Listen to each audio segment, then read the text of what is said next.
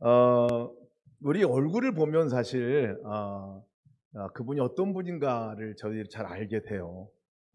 우리가 예수님을 믿는다는 것은 사실 우리가 주님과 함께 살아가는 사람이잖아요. 그러니까 얼굴이 사실은 조금씩 달라져 갑니다. 아마 여러분 얼굴도 올 연초와 지금과 어떤 변화가 있는지 모르겠어요. 제가 볼 때는 아주 환하게 이렇게 바뀌어진 분도 계시고 또 천천히 바뀌어진 분도 계시고 그렇습니다. 우리 얼굴은 사실은 메시지입니다. 우리가 정말 이 주님과 함께 살아가는 사람으로서 이 얼굴과 또 우리의 말이 계속적으로 바뀌어지고 꽃을 마음껏 선사하시기를 축복합니다. 저희 그 교회 처음 시작할 때 제가 또 선한 목자교에서 고별 설교할 때 설교한 말씀 혹시 여러분 기억하는지 모르겠어요. 오늘 읽어드린 말씀을 가지고 제가 말씀을 전했습니다. 그리고 올해 시작하면서 저희 첫 예배부터 3주간 연속으로 이 말씀을 가지고 3번에 나눠가지고 말씀을 전했는데 기억하시나요? 네. 이 말씀이 우리 삶 가운데 이루어지기를 원합니다. 그리고 또 하나님께서 이 말씀을 우리 가운데 약속으로 주셨습니다 하는 말씀을 나눴습니다. 약속은 또 주신 말씀은 사실은 그냥 선언이 아니라 우리 삶 가운데 경험되어질 실제인 것을 우리가 믿어야 합니다. 7개월이 이제 지났어요. 그죠? 교회가 시작한 지 7개월이 지났는데 이 말씀 하나하나가 우리의 삶 가운데 얼마나 이루어지고 있는지 한번 점검해 볼 필요가 있습니다.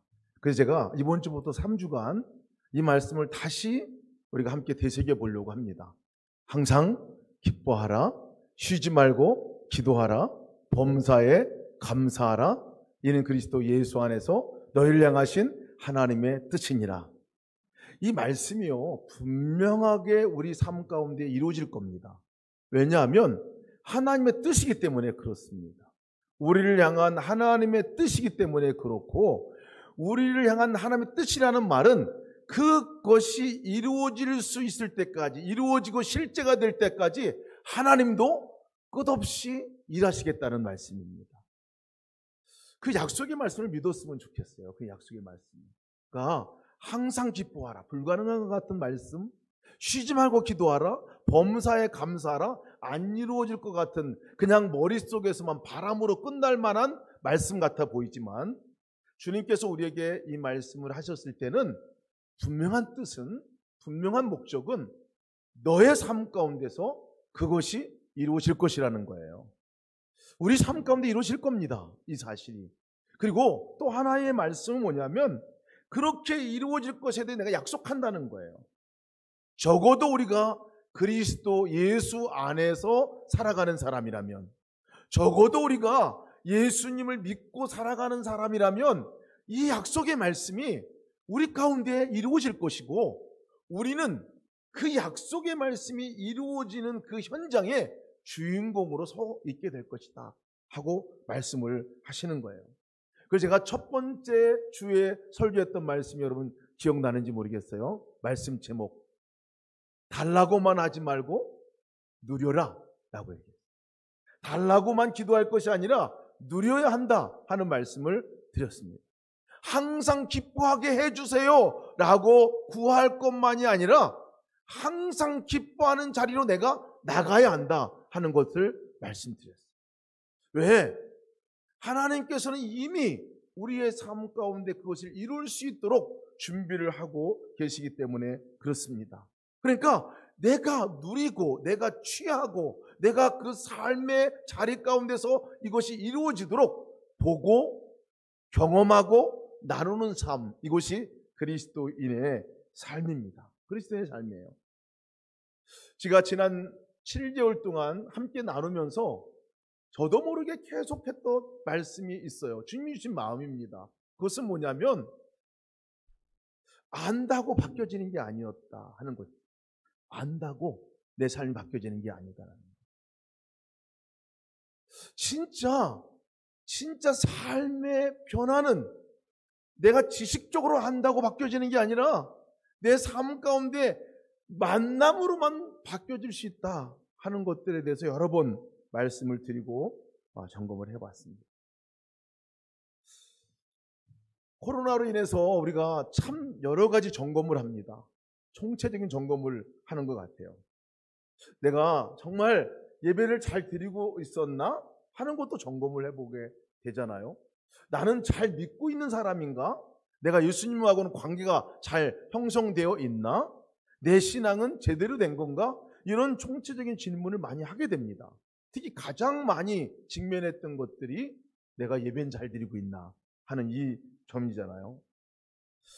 교회에 나오면 예배 드리는 줄 알았는데, 교회에 나와서 그냥 따라서 하면 예배 드리는 줄 알았는데, 막상 혼자 떨어져 있고 혼자 예배를 드리려고 하니까 어떻게 예배 드려야 할지 모르겠다. 하나님께 예배 드리는 걸 잘 모르겠다. 성도로서, 그리스도인으로서 가장 정말 출발이요 완성이란다면 예배일 텐데 그렇게 하는 것들을 잘 모르겠다 하는 것들을 많이 얘기를 듣습니다. 혼자 있을 때, 같이 있을 때 예배의 자리가 아니라 혼자 있을 때에 더 내가 주님과 함께 동행하며 살아갈 수 있나? 여러분, 정말 중요한 점검 가운데 하나입니다. 믿음은 머리로만 이해하는 것이 아닙니다. 갈망과 바람으로만 끝나는 게 믿음이 아니라 믿음은 진짜 삶에서 그것이 이루어지는 것이 믿음입니다. 삶에서 이루어지는 것이 믿음이에요.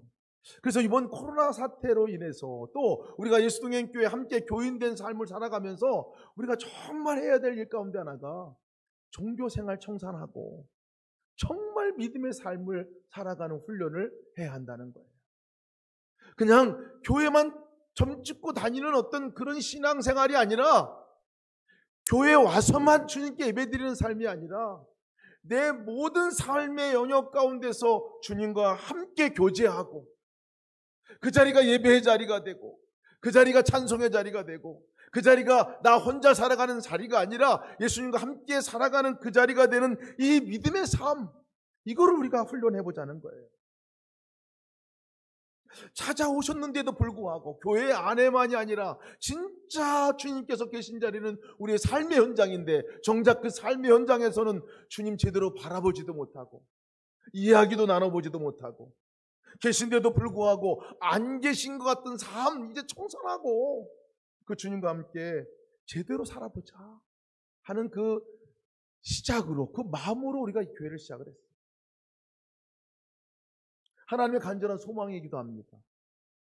그 주님 안에서, 삶 안에서 주님과 함께 살아가는 사람의 모습, 어떤 결과가 있게 될 것인가? 그게 오늘 주신 말씀이에요. 그런 사람에게는 항상 기뻐하는 삶의 자리로 이끌림받아 될 수 있다는 거예요. 쉬지 말고 기도하는 주님과 친밀한 교제 가운데 나가는 삶을 살 수 있게 되는 삶을 살게 되겠다는 거예요.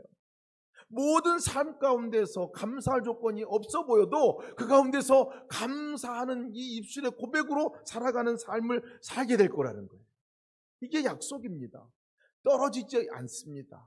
주님의 관계와 이 약속과 이것이 이루어지는 것과는 분리되지 않아요. 그러니까 오늘 이 시간 저희가 점검할 것은요, 내가 정말 기뻐하고 있나?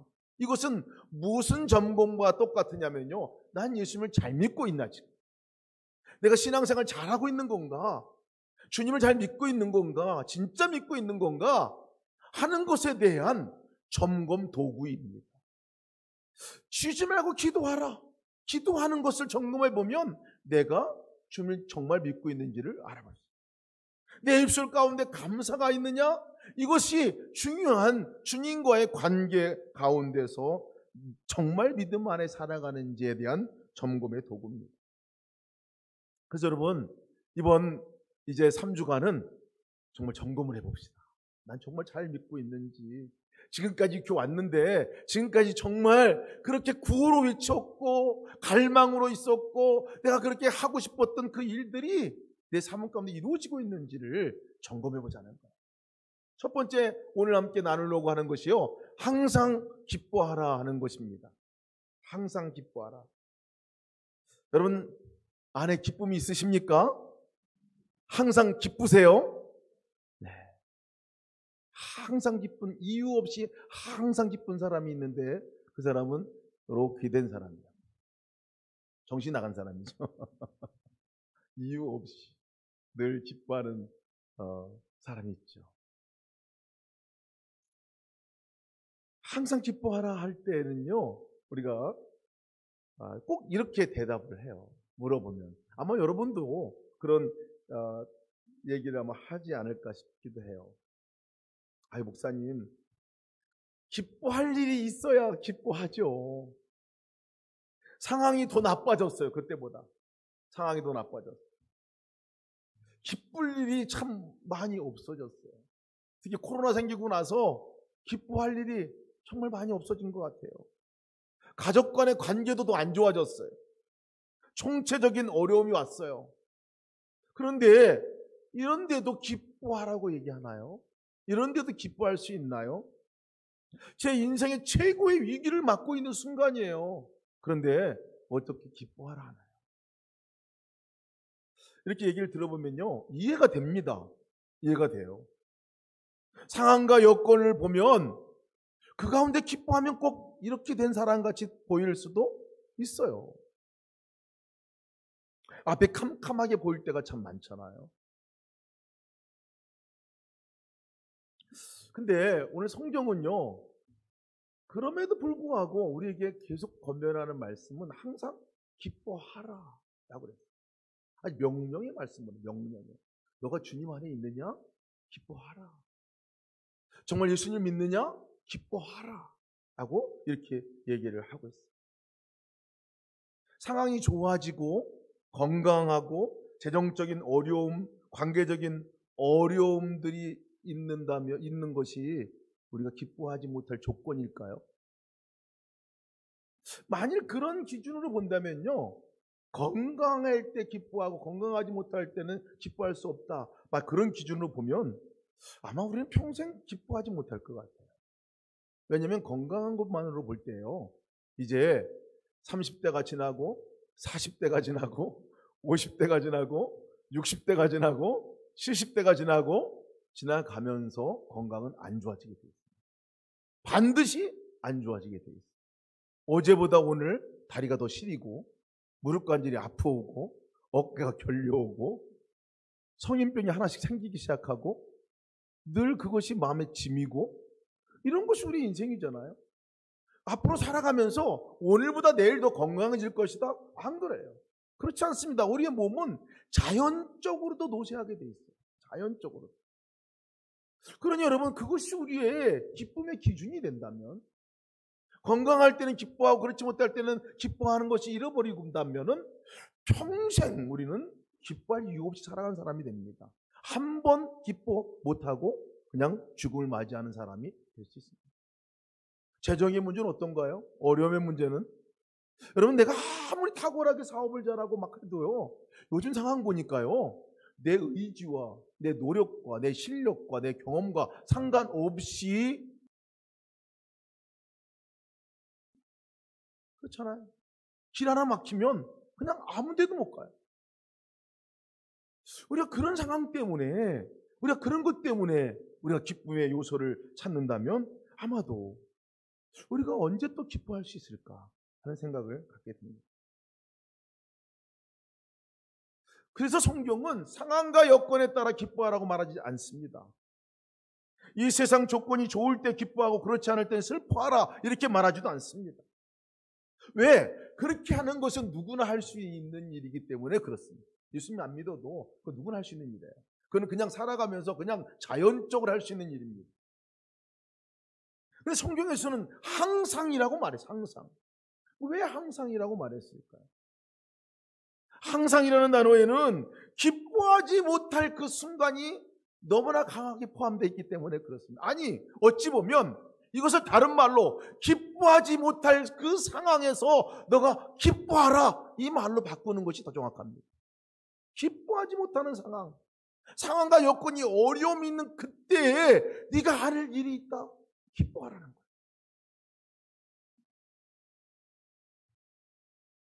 포인트는요, 항상의 포인트는 기뻐할 수 있는 조건이 있을 때가 아니라 기뻐할 수 있는 조건이 없을 때입니다.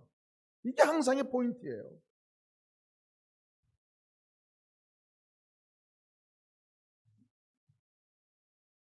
새벽마다 함께 와서 기도하면서 또 우리 성도들 위해서 기도하고 또 늘 말씀을 받기도 하고 말씀을 보내면서 같이 기도합니다.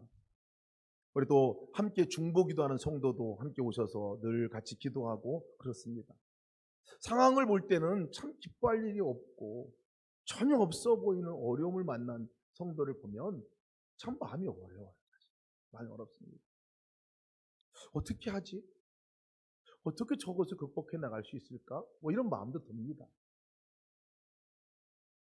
근데 그때마다 주시는 마음은 제가 할 수 있는 것은 정말 하나님께 맡기는 일 외에는 없다는 걸 깨닫게 됩니다.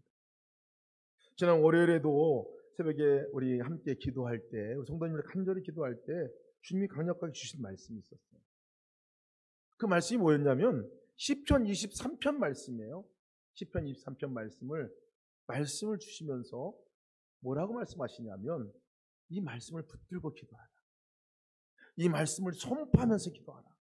이 말씀이 고백이 될 때까지 선포하면서 기도하라. 이런 마음을 주셨어요. 그래서 제가 그 성도님에게도 같이 이 말씀을 붙들고 기도하자고 말씀을 드렸고 저도 이 말씀을 붙들고 기도를 하기 시작했어요. 근데 시편 23편 말씀은요 너무나 아름다운 성경 말씀이에요. 너무나 어찌 보면 성경에서 가장 아름다운 고백이 있다면 어떤 고백일까 하면 이 시편 23편을 아마 꼽을 수 있을 것 같아요. 너무나 행복한 목가적인 이 고백이죠. 편안한 삶의 고백과 같이 느껴집니다. 저절로 미소가 띄어지잖아요. 저절로 하나님이 생각나게 되고요. 여호와는 나의 목자시니 내가 부족함이 없으리로다. 그가 나를 푸른 초장에 누이시며 쉴만한 물가로 인도하시니 처음부터 아예 그냥 그림이 쫙 그려지잖아요. 아름다운 그림이 그려집니다. 저절로 하나님이 목자 되신 주님이구나. 그분이 함께 하시니까 부족함이 없지. 그분이 나의 모든 것들을 채워주시니 부족함이 없지. 내가 얼마나 존귀한 존재인가에 대해서도 노래하고 있고요. 하나님 나를 얼마나 사랑하 주의 인자하심과 주의 선하심과 주의 인자하심이 평생 나를 따르리니 내가 여호와의 집에 영원히 거하리로다. 인자하심의 노래, 정말 unfailing love, 포기하지 않는 그 하나님의 사랑의 노래를 하고 있는 그 다윗 생각해보면요, 참 얼마나 행복한 사람인가 하는 그런 마음을 가졌어요. 그런데 이 말씀을 묵상할수록 다윗의 상황이 생각이 나는 거예요. 다윗이 그 말씀을 썼을 때 다윗이 어떤 상황이었는가가 생각이 나는 거예요. 여러분 다윗이 20편, 23편을 쓸 때 다윗의 인생 가운데서는 가장 처절한 어려움을 경험할 때에 이 시편을 썼다는 거예요. 다윗이 지금 노래하고 있는 그 노래가 다윗의 현실이 아니에요. 지금 현실이 아니에요. 자기의 사랑하는 아들 압살롬이 아버지에게 반란을 일으켰어요. 아버지를 죽이겠다고. 자기가 왕이 되겠다고. 그것도 이 다윗의 충복들을 꼬시고 자기 편으로 만들어가지고 신하들까지 아버지를 반란하고 아버지를 대항하고 저항해가지고 지금 이 왕인 다윗이 아버지인 다윗이 아들에게 쫓겨나고 신하들에게 쫓겨나서 도망다니는 그 시경에 놓여 있는 거예요. 그 어느 곳 하나 머리 둘 곳 없는 이 상황에 놓여 있는 사람이 이 다윗이에요. 그 어느 곳 하나. 죽음을 앞두는 당장 와가지고 자기를 죽이려고 하는 사람 쫓아오고 있는 그 상황이에요. 도망다니다가 힘이 빠져서 도무지 힘낼 수 있는 힘조차 없는 그런 상황에 놓여져 있는 다윗이에요. 마치 사망의 음침한 골짜기를 다니는 것 같이 인생 가운데서 그런 고난도 없어요. 다른 사람이 배반하는 거는 그래도 참겠어요. 여러분 사랑하는 아들이 아버지 죽이겠다고. 이 말이 되는 상황입니까? 관계가 완전히 무너졌잖아요. 그냥 물리적으로 갈라질 뿐만 아니라 그냥 완전히 가정이 깨져버리고 마는 이런 상황에 있는 다윗이에요. 하나님에 대해서 원망하고 하나님에 대해서 저주를 퍼부을 만한 상황일 수도 있습니다. 어떻게 하나님이 이렇게 할 수 있어요, 나한테? 어떻게 이런 상황으로 몰아갈 수 있어요? 라고 그렇게 얘기할 수도 있는 이 상황이에요. 이 상황 속에서 다윗이 오늘 노래하는 게 시편 23편의 노래예요. 야, 어떻게 그런 상황에서 이런 노래가 나올 수 있을까? 모든 면이 부족한 것뿐이잖아요. 그런데 그런 상황 속에서 여호와는 나의 목자시니 내가 부족함이 없습니다. 그 고백이 나올까요? 거기서? 푸른 풀밭일 만한 물가는커녕 잠잘 곳도 없고 동굴에 숨고 노상에서 잠을 자야 하는 상황, 죽음에 직면하고 있는 그 상황에서 푸른 풀밭일 만한 물가로 인도하시는 그 하나님을 찬양하고 있는 거예요, 지금. 영혼이 피폐해져가지고 힘도 없어서 그냥 쓰러져 잠들어버리고 아예 깨지 않았으면 좋겠다. 그냥 이대로 죽었으면 좋겠다. 아마 다윗의 심정이라 생각합니다. 그런데 그런 그가 하나님께서 내 영혼을 소송시키십니다. 나의 영혼에 힘을 주시는 분이 하나님이십니다. 내가 어디로 가야 할지, 어떤 길로 가야 할지 알 수 없는데 주님께서는 나를 의의 길로 인도하고 계십니다. 이해가 되기 어려운 고백입니다. 사망의 음침한 골짜기 도무지 헤어날 수 없는 지금 이 상황에 하나님 왜 나를 버리셨습니까? 라고 고백할 수 있는 이 상황인데도 다윗이 사망의 음침한 골짜기를 다닐지라도 내가 해를 두려워하지 않습니다.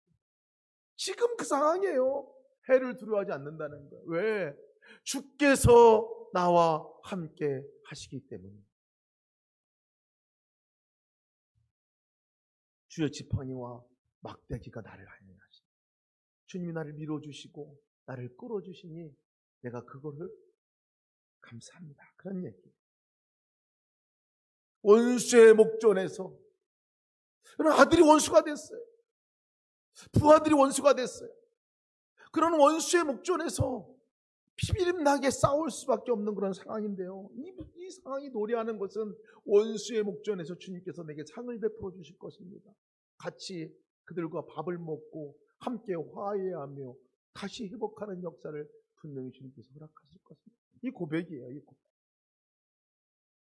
흘려보낼 것 없고 부족한 것 투성인데 내 기름으로 내 머리에 바르시고 나에게 충만하게 풍성하게 해주셨다는 이 고백. 주의 선하심, 주의 인자하심, 그 선하심과 인자하심이 나를 평생 따라올 것이고 나를 평생 이끌어 줄 것입니다. 그러니까 내가 여호와 집에 영원히 거할 것입니다. 이게 다윗의 고백인데요. 그럼 어떻게 이 고백이 가능한 걸까요? 상황과 여건은 전혀 아닌데 어떻게 이런 위대한 고백을 할 수 있을까요? 하나님께서 왜 이 시편 23편을 고백하게 하시고 왜 선포하게 하시고 그것을 계속 되뇌이면서 기도하라게 하셨는가 하는 이유를 알게 됐습니다. 대답은요, 다윗에게 있어서 하나님과의 관계가 너무나 분명했기 때문에 다윗은 그런 고백을 할 수가 있었다는 거예요. 하나님이에요. 하나님 외에는 이유가 없어요. 다른 여건과 상황에 관한 부분들로서는 그 털큰 만큼 하나도 찬양하거나 감사하거나 기뻐할 이유가 없었지만 그 가운데 함께 계신 그 하나님이 누군지를 알기 때문에 자기는 nothing, 아무것도 아니지만 하나님은 그 오신 분은 천지를 창조하신 분뿐만 아니라 everything, 모든 것이 되신 그분인 것을 고백할 수 있었던 이 고백 때문에 다윗이 그분과 함께 교제해 왔던 경험이 있기 때문에 그분이 지금 함께 계신 것이 얼마나 위대한 일인 것인가를 알기 때문에 다윗이 그 고백을 했다는 거예요. 여러분, 우리가 기뻐할 수 있는 키입니다. 어려움 가운데서도 우리가 기쁨의 자리에 나갈 수 있는 키입니다. 이게 시편 16편 8절에 11절 말씀까지 다윗이 또한 위대한 고백을 합니다. 내가 여호와를 항상 내 앞에 모시며 그가 내 오른쪽에 계심으로 내가 흔들리지 아니하리로다. 항상 내 앞에 하나님을 모시며 그분을 바라보며 하나님을 인정하며 하나님의 이름을 부르며 하나님과 함께 살아가며 이 말입니다. 그럴 때 그분이 내 우편에서 나를 이끄시고 내가 흔들리지 않는 이유가 그분이 내 오른편에 계시기 때문에 그렇습니다라는 고백입니다. 다윗의 인생은요, 단 한순간도 정말 다른 것이 단 하나 있다면 그것은 혼자라고 생각한 적이 없었다는 거예요. 단 한순간도 나는 혼자야, 외롭다, 이걸 어떻게 극복하지? 자기의 노력과 힘으로 안 되는 건 너무나 잘 아는 다윗이었기 때문에 다윗의 삶 가운데는 자기를 찾아오신 그 하나님이 한순간도 자기를 떠난 적도 버린 적도 없다는 분명한 믿음이 있었고, 그 하나님과 살아가고 함께 교제하며 그 하나님을 바라보는 삶을 살아갔던 이 하나의 믿음, 이것이 다윗이 다윗 되었던 믿음입니다. 믿음의 고백이에요. 그렇게 고백하는 다윗은 9절에서 이렇게 고백합니다. 나의 마음이 기쁘고 나의 영도 즐거워하며 내 육체도 안전히 살리니. 진정한 기쁨이 어디로부터 오는가에 대한 부분들을 얘기하고 있습니다. 진정한 즐거움이 어디로부터 오는지에 대해서 얘기해 주고 있어요. 하나님이시죠. 하나님. 주님께서 내게 생명의 길을 보여주실 것입니다. 맞죠? 자기로부터 생명이 나가지 않는 것들을 너무나 잘 알고 있습니다. 임마누엘 신앙이 너무나 분명한 다윗입니다.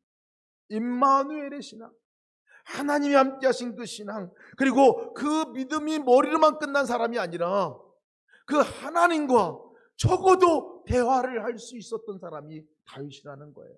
적어도 그 하나님과의 관계가 끊지 않고 그 관계의 줄을 놓지 않고 아침부터 저녁까지 살았던 사람, 이 사람이 다윗이에요. 그렇기 때문에 아무리 어렵고 힘들어도 여호와는 나의 목자이십니다. 그 말은 목자 되신 그분이 나의 하나님이에요. 목자 되신 그분이 내 하나님이에요 하는 그런 고백입니다.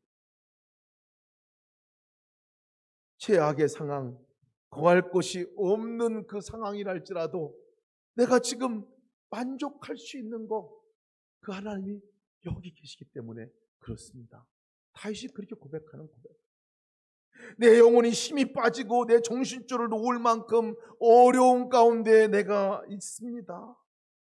그러나 그 내 영혼을 소성시키시고 그 영혼에게, 내 영혼에게 새 힘을 주셔서 용기를 회복시켜 주실 그분이 지금 나와 함께 있습니다.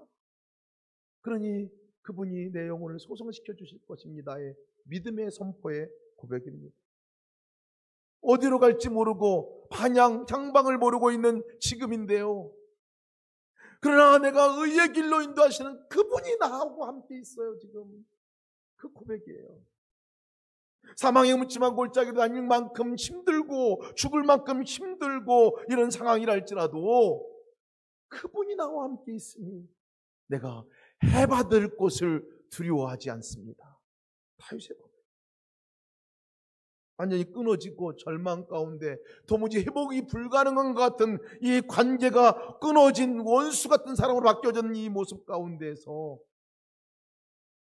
그들과 함께 화해야, 함께 밥 먹는 자리가 있게 될 겁니다. 왜? 그분이 나와 함께 하기 때문에.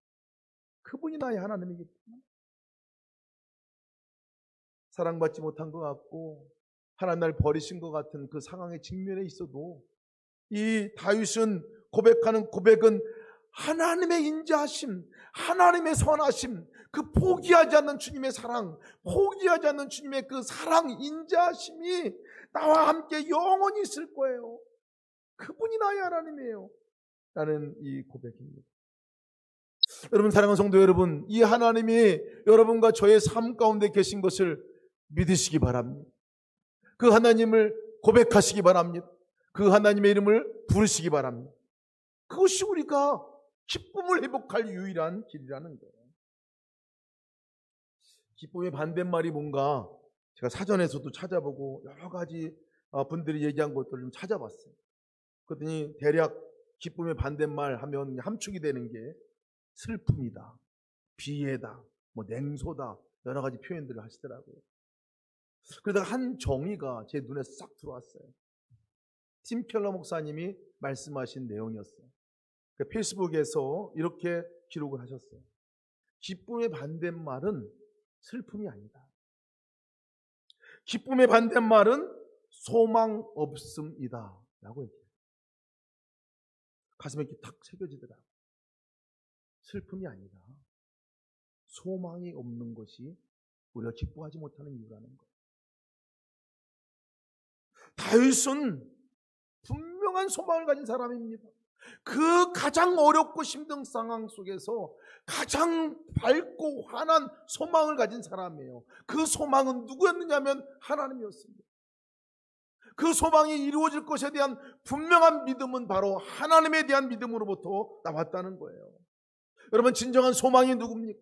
진정한 소망이 무엇입니까? 그것은 바로 하나님이세요. 하나님이 우리의 소망이십니다. 우리의 땅을 만드시고 우리를 지으시고 이 땅을 운행하시고 우리를 너무나 사랑하셔서 나의 삶에 찾아오신 그 하나님이 소망이란 말이에요. 죽을 수밖에 없는 나, 죄로부터 완전히 나올 수 없어 영원히 멸망당할 수 없는 나를 건지시고 구원하시고, 그것도 직접 인간의 몸을 입고 찾아오셔서 십자가에 못 박혀 죽으시는 사랑까지 보여주시고, 영으로 내가 부를 때 내 안에 임재하셔서 나의 삶 가운데 함께 계신 그분이 소망이라는 거예요. 인격적으로 직접 내가 부를 수 있도록 찾아와 주신 예수 그리스도, 그분이 우리의 소망입니다. 우리의 소망. 그 소망이 없으면, 그 소망 안에 우리가 붙어있지 아니하면, 그 소망과 접속되지 않으면 우리는 기뻐할 수 없습니다. 우리는 기뻐할 수 없어요. 우리는 상황과 여건에 그냥 끌려 살아갈 수밖에 없어요. 그것이 보여주는 대로 살아갈 수밖에 없어요.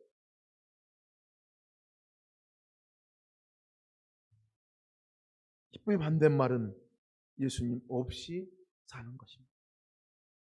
기뻐하라 하는 말씀은 다른 표현으로 말하면 내 안에 거하라, 이런 말씀입니다. 소망된 내 안에 거하라. 조금 더 구체적인 표현을 말하면 나를 바라봐라. 더 한 발짝 말하면 내 이름을 불러봐라. 너의 삶 가운데 어려움과 그 슬픔과 절망적인 상황 가운데서 정말 잊지 말아야 될 것은 그 순간 내 이름을 부르는 거야 하는 말씀입니다. 이 말씀을 준비하다가 저에게 인생의 말씀으로 주셨던 이 두 말씀이 생각이 났습니다. 영어도 제대로 못하는데 꼭 중요한 말씀은 영어로 저한테 말씀을 해주셔서 아마 여러분도 여러 번 들었던 말씀일 거라 생각이 듭니다. 이 두 말씀이 너무 선명하게 생각이 났어요. 첫 번째가 Enjoy Redeem이라는 말씀이 생각이 났어요. 제가 가장 열심히 사역하다가 탈진이 와가지고 있을 때에 주님이 하셨던 말씀 가운데 하나입니다. 너 왜 종같이 살려고 하냐? 너 내 종 아니야. 내 존귀한 내 아들이야. 그러니 너 종같이 살지 말고 정말 아들로서 나와 함께 엔조이하자. 이 말씀이 저에게 주셨던 정말 인생의 말씀이기도 합니다. 두 번째 말씀이 또 생각이 났어요. 그 말씀은 Rejoice in me라는 말씀입니다. 뇌경색으로다가 아무것도 할 수 없을 때, 절망적인 상황일 때에 주셨던 말씀입니다. 산 위에서 아파 하나님의 이름을 불렀을 때 제 안에 갑자기 이 영어 단어가 생각이 났어요. Rejoice in me. 마치 그냥 메아리 같이 들렸던 말씀입니다. 내 안에서 기뻐하라. 너 지금 가장 어렵고 힘들지라도 내가 있잖아. 내 안에 네가 있잖아. 그리고 네 안에 내가 있잖아. 그러니 내 안에서 기뻐하라 하는 말씀이었어요. 다시 말씀을 준비할 때 이 말씀이 너무 선명하게 생각이 났어요. Enjoy in me는 내가 어떻게 믿음의 삶을 살 것인가에 관한 말씀을 저한테 주셨던 말씀이거든요. 함께 살아가는 삶이 얼마나 소중한가. 진정한 기쁨, 즐거워하는 이 삶 가운데서 주님과 함께하는 일이 얼마나 즐거운 일인가. 모든 사역이, 모든 인생이 주님과 함께 즐거워하는 일이구나 하는 것들로 제 삶의 이 패러다임이 바뀐 말씀이기도 합니다. 근데 이 리조이스인 이 말씀을 제가 다시 묵상하면서 확 들어온 말씀이 뭐냐면 기뻐하라. 그 기뻐하라는 단어 가운데 성경에서도 항상 기뻐하라 말, 주 안에서 기뻐하라 말씀하셨거든요. In Christ예요. 헬라어로 말하면 en Christo라고, en Christos라고 하는 말씀인데요. 주님 안에서 기뻐하라 하는 이 말씀이 너무 선명하게 생각이 나는 거예요. 그때에 제가 이 주님이 안에 거한다는 것이 어떤 것인가를 그때 뇌경색으로 제가 심들하고 쉬고 있을 그때에 깨닫게 해줬던 말씀입니다. 산 정상에서 제가 이렇게 쭉 아래를 바라보는데요. 이 나무잎들이 왔다 갔다 왔다 갔다. 그러니까 보니까 왜 저 나무잎들이 이렇게 왔다 갔다 할까 보니까 대답은 간단하더라고요. 바람 부니까 생각이 났어요. 바람 부니까. 저 바람은 어디서 오는 거지? 생각을 했더니 그 계곡 아래 충만하게 임하여 있는 그 공기. 공기가 흘러가는 거예요. 이게 흘러가는 게. 그러니까 공기가 흘러가는 증거가 바로 나뭇잎이 흔들리는 거더라고요. 더 놀라운 건 뭐냐면요. 그 흘러가는 그 나뭇잎들 있는 그 모든 걸 감싸고 있는 그 대지, 공기, 그 대기 아래 저도 있다는 것이 깨달아지더라고요. 그래서 제가 그때 숨을 확 들이마시면서 숨을 내뿜으면서 하니까요. 그 공기가 제 안으로 다 들어오는 거예요. 그때 깨달았어요. 내가 숨을 쉬고 있는 거구나. 저 공기가 내 안에 들어오는 거구나. 또 내가 저 공기 안에 있는 거구나. 그때 주님 안에 간다는 게 뭔지를 깨닫게 됐어요.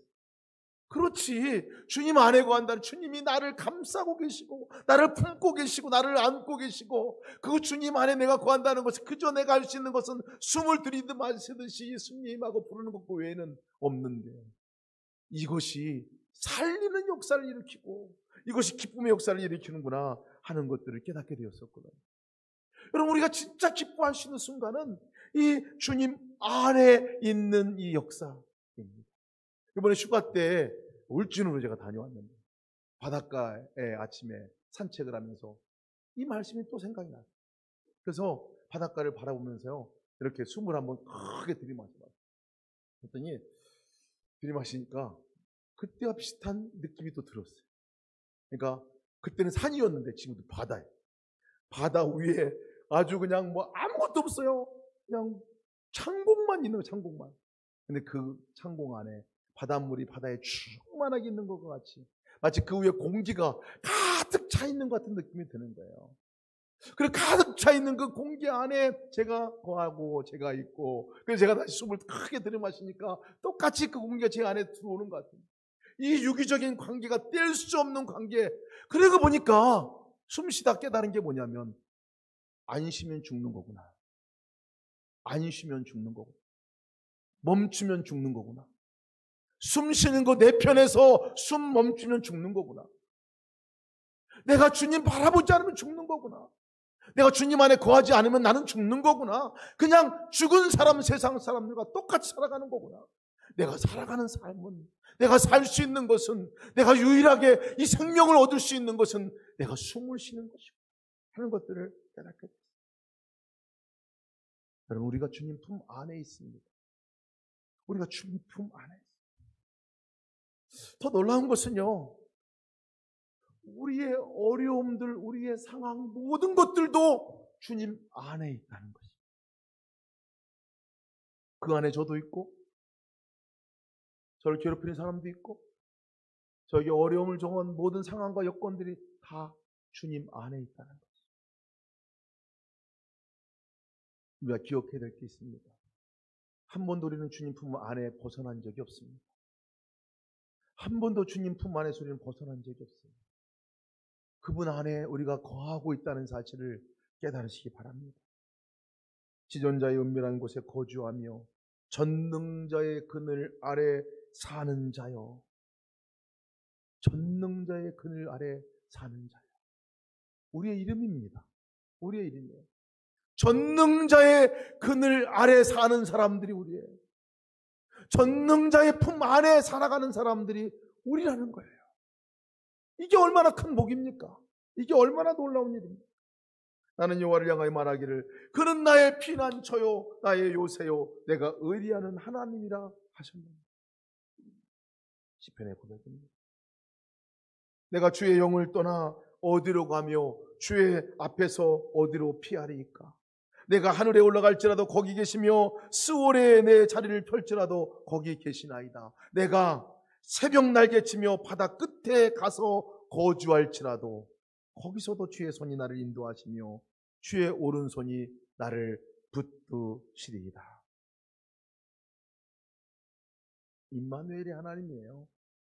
우리가 믿는 그 하나님은 어디든지 거하시는 하나님이고 우리가 있는 그 자리는 늘 계신 하나님. 여러분 이 하나님을 이 손을 꼭 붙드시기를 주님의 이름으로 축복합니다. 언제요?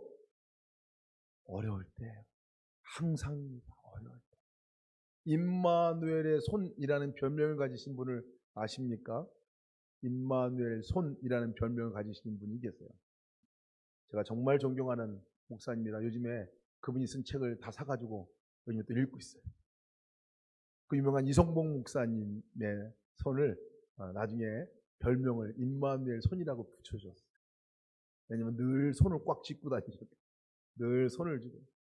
손을 쥐면서 왜 그 손을 그렇게 꼭 쥐고 계십니까? 라고 물어봤을 때 이분이 하신 말씀이 나 지금 예수님 손 붙들고 가는 거야. 그래서 그분의 이름을 별명이 임마누엘의 손이에요. 임마누엘 손. 여러분과 저의 손이 임마누엘의 손이 되기를 축복합니다. 임마누엘 손이 되시기 바랍니다. 기쁨은 오직 주님께로부터만 오기 때문에 그렇습니다. 내가 진짜 기쁨을 누리고 있는지, 만약에 기쁨을 누리고 있는 것들을 잃어버리고 있다면, 내 삶의 기쁨을 잃어버린 것들이 체크가 된다면 빨리 점검하셔야 됩니다. 내가 주님 안에 있는지, 내가 주님의 손을 붙들고 있는지, 아니면 지금 느슨하게 놓고 있는 건지, 주님을 생각하고 있는지, 아니면 주님을 잃어버리고 있는 건지 빨리 점검해야 합니다. 기쁨은 오직 예수님께로부터만 옵니다. 제가 여러분께 몇 가지 질문을 이제 하려고 그랬는데요.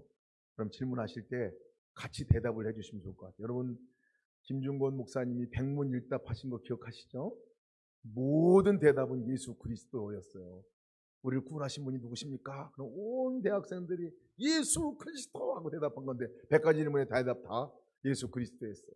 오늘 저희가 한번 비슷한 것을 해보려고. 뭐냐면요, 우리 엄지손가락을 딱 이렇게 치시면서 다음 뭘까요? 한번 연습 한번 해봅시다. 오직 예수. 또 크게 볼까요? 오직 예수. 오직 예수. 이렇게 하는 거예요. 제가 질문하면 그렇게 한번 해보는 거예요. 예, 만약에 질문에 신통치 않다 그러면 그냥 이것만 하고 가만히 있어도 괜찮아요. 예. 근데 뭐 동의가 된다 그러면 이거 오직 예수 한번 하는 거예요. 한번 해보겠습니다. 여러분, 진정한 기쁨이 누구에게서 옵니까? 오직 예수. 이렇게 하는 거예요. 너무 잘하시는데. 네. 다시 한번 질문하겠습니다. 고백으로 저희가 선포했으면 좋겠어요. 고백으로 선포했으면 좋겠어요. 우리의 진정한 기쁨은 어디로부터 옵니까?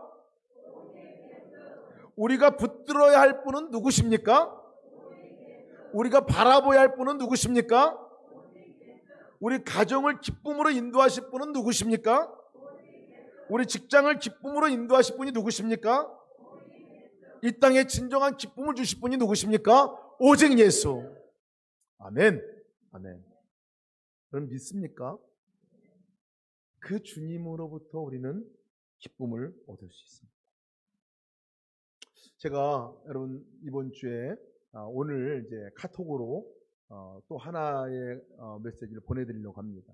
그 내용은 시편 23편 그 구절 하나하나가 우리의 점검 일지가 될 수 있겠다 생각이 들어서요. 점검하는 질문을 이렇게 쭉 적어놨습니다. 그래서 그것을 여러분 한번 오늘 저녁 때 또 내일, 모레 아니면 동행일기를 어떻게 써야 될까 잘 궁금하신 분들은 그냥 거기에 답을 다는 형식으로 써봐도 좋아요. 그래가지고 한번 해보시고 이런 질문입니다. 내가 오늘 선한 목도하게 계신 주님을 바라보았는가? 이렇게 질문하는 내용이에요. 오늘 나는 예수님으로 만족한가 하는 질문. 푸른 출밭 실만한 물가로 인도하실 주님을 바라보고 있는가. 한번 질문에 여러분들이 답을 해보시면 바랍니다. 그리고 저녁 때 카톡에 있는 내용 카피하셔가지고 일기에다 붙이시고 거기다가 예 아니요만 붙여도 괜찮고요. 거기에 길게 답을 써도 괜찮을 것 같습니다. 한번 해보세요. 제가 정말 이걸 계속 물어보면서 이번 주에 큰 은혜를 누렸어요. 그리고 또 기도할 때 여러분 시편 23편 말씀을 붙들고 선포로 기도해 보시기 바랍니다. 한번 해보세요. 우리 삶 가운데 어려움이 우리 기쁨을 뺏어갈 수 없습니다. 우리 삶 가운데 정말 절망적인 상황이라 할지라도 절대로 그 상황이 우리에게서 기쁨을 뺏어갈 수가 없습니다. 적어도 우리가 주님과 함께 한다면, 적어도 우리가 주님을 바라보고 있다면, 적어도 저희가 주님의 이름을 부르고 있다면, 적어도 저희가 주님의 손을 붙들고 있는 임마누엘의 손을 우리가 갖고 있다면 우리는 진정한 기쁨을 누리고 살아가게 될 것입니다. 우리 함께 우리 합심해서 함께 기도합시다. 기도할 때 정말 하나님 상황과 여건에 끌려 다니지 않게 하시고 정말 그 가운데 임재하신 주님을 바라볼 수 있는 눈을 분명하게 뜨고 그 주님을 분명하게 보고 나갈 수 있는, 그래서 임마누엘 손이 되어서 오직 예수님의 손을 붙들고 오늘도 살아가고 매일매일 살아가서 진정한 기쁨과 항상 기뻐하는 삶이 나의 삶 가운데 온전하게 이루어지게 하여 주시옵소서. 다 같이 성소로 함께 기도하겠습니다.